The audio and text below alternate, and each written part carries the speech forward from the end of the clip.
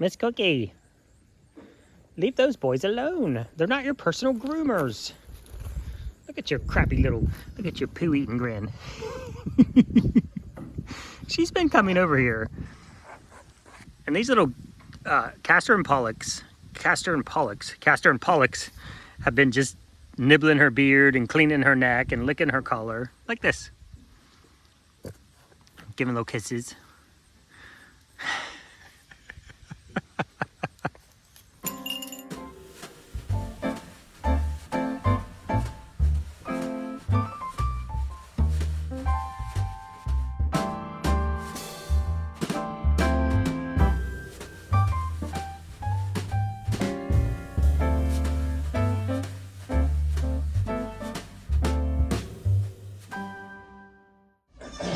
Excuse me, ladies.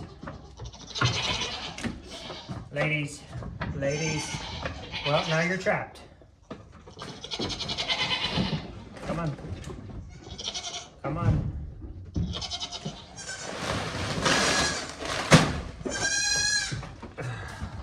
Where are you going? Get out.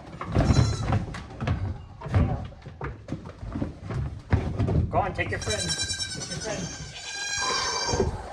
I know, still not good at this. Still got a big old paw right in front of the camera. What's up, guys? Welcome back. I know it's very up close.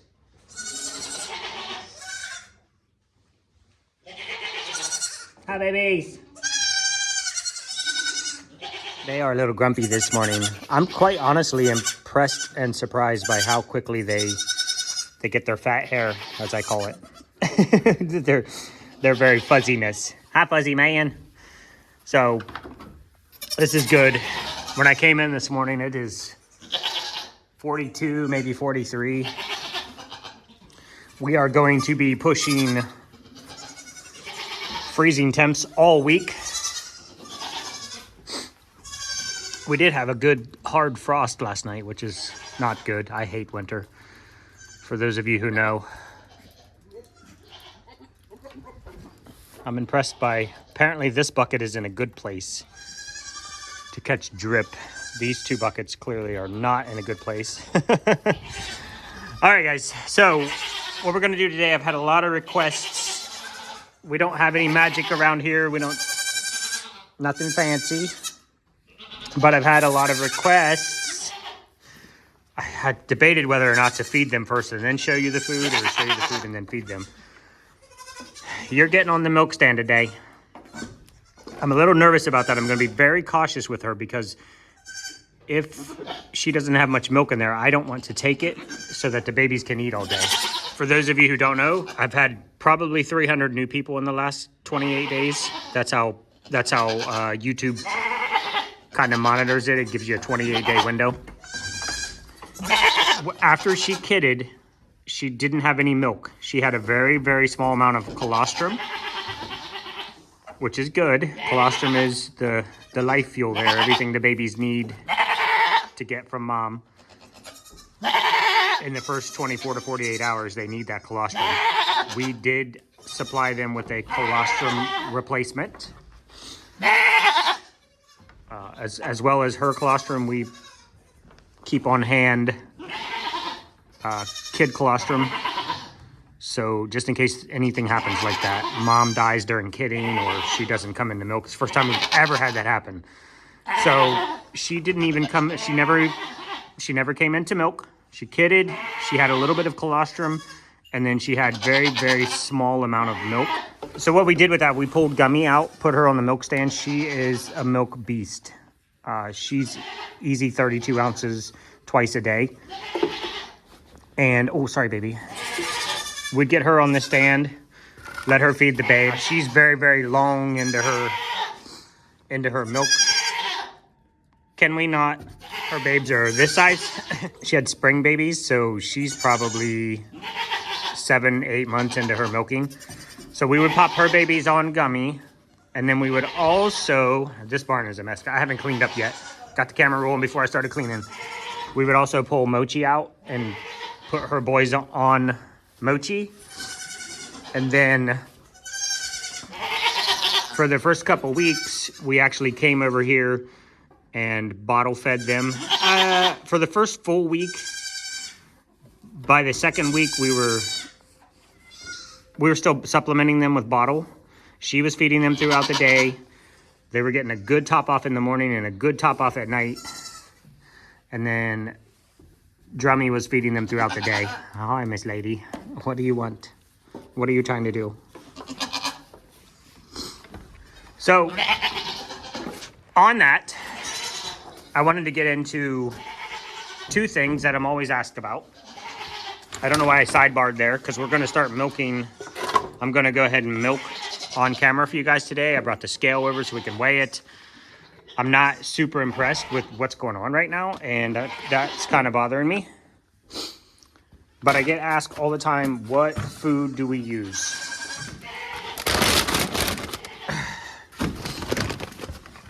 If you guys are familiar with Kalmbach, they are kind of the top of the line for clean food, good food. They are, if you actually go out and you start reading the labels, some people will go to the store and they will look and they'll say, oh, this is show food. Show food is generally about twice as expensive as regular food. But if you start reading down through all the ingredients, turns out that it's not too terribly much different. Some supplements in there to make the coat shiny, things like that. So do your research is all I always say. Just do your research. This is kind of a tealy blue bag, like a green blue bag. It is the, right there, Game Plan All Natural Milk and Meat Pellet. I'm not gonna read down through all of that. You can go online and go to Kalmbach and pull up the game plan, and you'll be able to, they'll show you the tag in there, all your items that are in it. So part one of our food is Kalmbach Game Plan, the milk and meat pellet. We go to our local store in Ohio. It's Rural King, R-U-R-A-L King, and Tractor Supply Company, TSC. So RK and TSC. We just buy, this is kind of like a commodity mix. Some stores just call it commodity mix, but if you go to your local farm store, this is the Midwestern Sweet Mix. And I'll show you this in a second. We add this for texture. It's a little bit of cost savings as well. This is about roughly half the price of a bag of Kalmbach. I know, I'm sorry, I'm up close and personal, but I'm in a little cubby. So this is about half the cost. And that's a little bit of the reason why we do it, is to, one, cut the food a little bit to save some food costs. And two, this has some molasses in it, some chunks of corn, chunks of oat, things like that. You can kind of see the picture there. That's about what it looks like inside. This is larger than, scale, but you can see like some pieces of oat, some pieces of corn, and then a pelletized food with some molasses. And what we do is we'll put that in here, and I do a 2-to-1. So I'll do 2 scoops of Kalmbach and 1 scoop of the sweet mix. And then we also feed pelletized alfalfa. Now, the girls really, really, really like the Alpha Green. We will buy the Stan Lee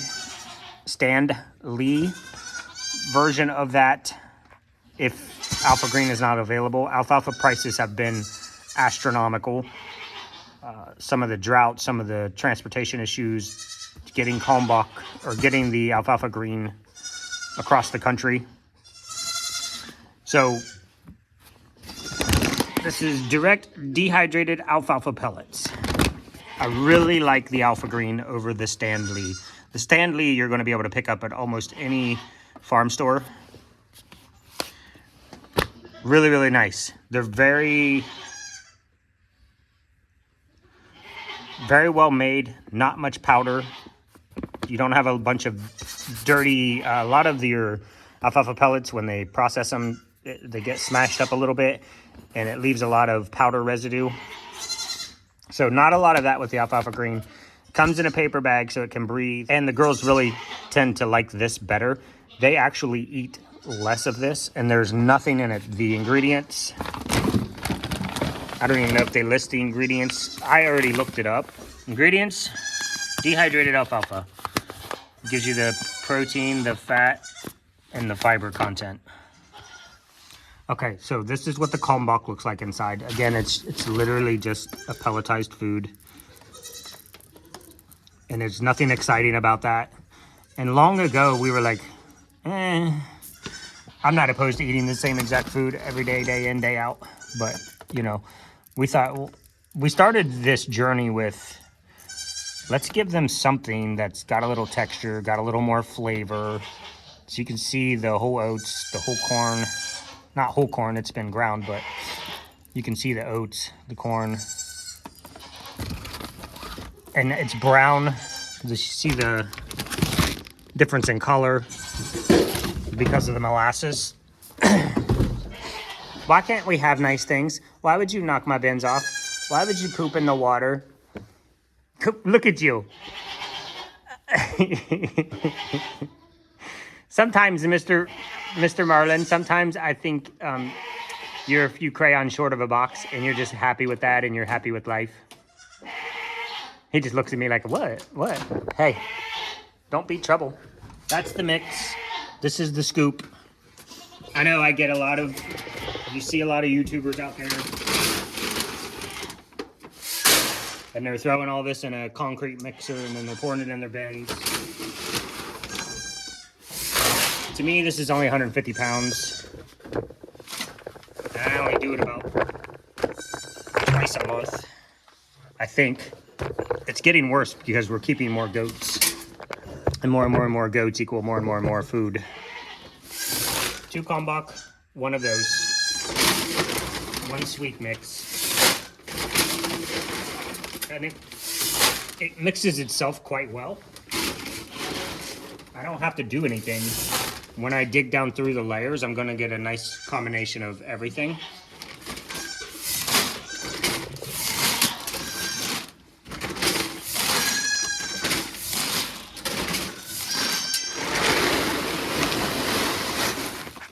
So the other thing we add are black oil sunflower seeds. It's a little snack. If you smell these, they smell kind of peppery. Just black oil sunflower seeds, the oils are really good for their skin, hair, coat, all of that jazz. And it adds a little pop. And I'm telling you, they smell like almost like a black pepper. Just a little spicy. And as you guys know, we make handmade goat milk soap, thus the goats, thus the milking. And we have a lot of these buckets. We buy our coconut oil in a 5-gallon bucket, usually about 12 to 15 of them a couple times a year. And they actually have their food grade. They have a rubber seal in there. So they're airtight when you close them. And since we have a bunch of food out here, we're in the middle of the country, they cut the cornfields, they cut the bean fields. This time of year, you're gonna have rats and mice running out of the hills, literally into your barn. So this stays in here. The alfalfa pellets and the sunflower seeds, when I bring those over, I put them in these sealed buckets so the mice can't get to them. But you can see, they still find the little scraps. These are all shelled sunflower seeds in here. They'll find the little scraps that the girls drop, every little tiny bit. And they'll come over here and hide from the cat and eat them. This is why you maintain control of your feeds. Goats don't know the difference. Hey, big head. Can you get your face out of there? Thank you. The problem is with the goat is what they'll do is, like, if this food bucket was down on the ground, they would roll up in here and just eat as much as they can possibly eat until they can't eat anymore. Fine, right? Except what that does is now that expands in their stomach. Once that moisture starts getting in there, it's going to expand well past the capacity and you're going to rupture a gut. Hey, big head. I'm not worried about him right now. I'm standing here, but this is not the Chinese buffet, my friend. Get out of here. I don't know if you can see it due to the lighting, but once you dig down through the layers, you get a perfect blend of all the foods.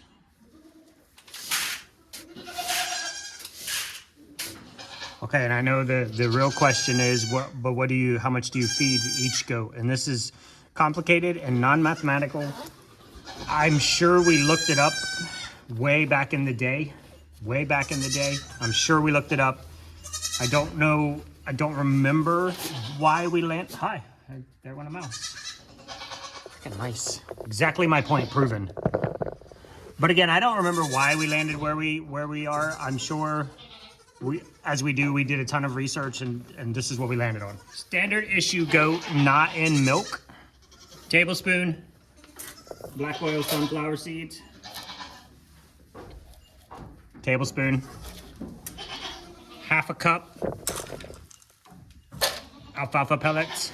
I put those in the cup in this order because when I dump this into the food bin, I want the sunflower seeds on top so they don't get missed. They don't miss them, but it's just in my brain somewhere. Half a cup of the food mix. That's a standard issue goat twice a day. That's what they get. Just is what it is. I don't know how else to better explain it. Mom's in milk. Tablespoon of black oil sunflower seeds. A whole cup of alfalfa pellets. Whole cup grain mix. So basically just doubling it. And they're gonna get that twice a day. Now if we get a mom that's having some issues, we'll put her in a stall and we'll feed her as much as she can. I'll just dump as much, probably, hey, this is why they're in buckets and they're up here so you can't get to them. Get down. 999. The bucket's too full. Did you get one? Did you get one with your little licky tongue? You're ridiculous. You got one, didn't you? So moms in milk, generally, if they're not having any issues, is basically just double. So if you look over here, I'm going to put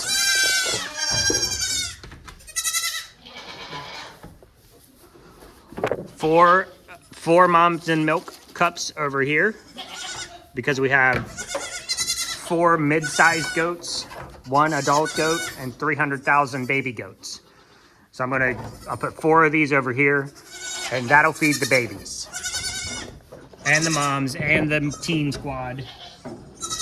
Now for our bucks get the same thing. I know, just start with the hate in the comments. You shouldn't give bucks alfalfa pellets because of the calcium level. A high calcium diet in bucks can cause. Now, I've said that before, and I was actually schooled, and I appreciate the knowledge. It's not too much calcium that causes their urinary calculi. It's urinary calculi, by the way. I couldn't remember. It's an improper balance of all your foods. If you have a good balanced calcium phosphorus ratio, then you're good. And we do. So I don't worry too much about feeding them too much alfalfa. However, we don't feed them too much alfalfa. They essentially get they get 1 scoop of alfalfa pellets, half a cup of alfalfa, and half a cup of the grain mix. So since it is a good balanced phosphorus to calcium ratio, we're good. That's the food. It is pretty much what we've always fed them. Actually, it is what we've always fed them. And then probably the most important thing that you can feed them is good hay. They're gonna eat more hay than anything else under the sun. And you can see how they go around and they'll put these little pock marks in here because they're digging for stuff that they want to eat, and then they'll come back through and eat the stuff they don't want to eat because, you know, peasant hay. They'll do the same in the wild out here. When we first opened this up for them, they went all the way down to the end as far as they could, eating all the goodies, and then they came back and ate more of the garbage, and then they were left with just peasant grass.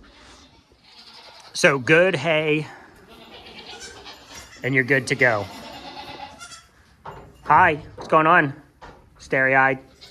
And our hay, when we buy our hay from our hay guy, he has a basically a grass hay mix. Basically all the weeds and grass and hay and that grow in Ohio. And then he plants alfalfa in his fields to supplement that. So we get a really good Ohio mix of grass hay, which includes all the natural weeds and that kind of stuff, along with alfalfa. That is all. This video is going to be way too long. I'm not going to be able to get into milking. So next video will be mama goat milking. Hi, baby face. You're so, I know. You're so loud for such a tiny little thing. Why are you beating on her? Rude. Stand you in the corner. Okay. At the end of this video, I will let the babies out for you guys so you can see that. And I hope I covered everything correctly, properly, and fully. And if not, send me an email. I'm not all about sending a bunch of links out to everybody. So don't email me and like give me a link to this, that, and the other. You can go to the Kalmbach website. You can go to the Alpha Green website. If you have, and I know Kalmbach is an Ohio-based company, but they're massive. If you have a Kalmbach dealer, you can always call, and I'm gonna get into this on another video. You can call Kalmbach, call their 1-800 number, ask them for dealers in your area. Because our guy, I'll get into it later. A lot of times you'll have a guy in your area that actually you order through him and he brings it to your farm. Or you order through him and you go pick it up at his place. I'll get into that in another video. How we get our food delivered. Look at you, beauty. Hi, cutie face. What's going on?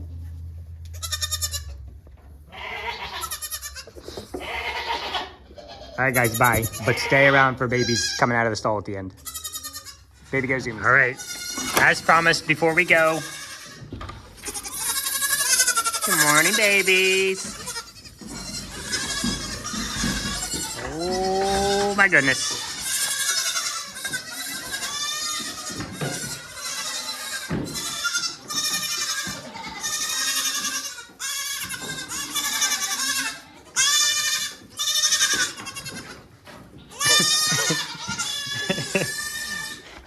You're the only milker. They're all trying to get you, honey.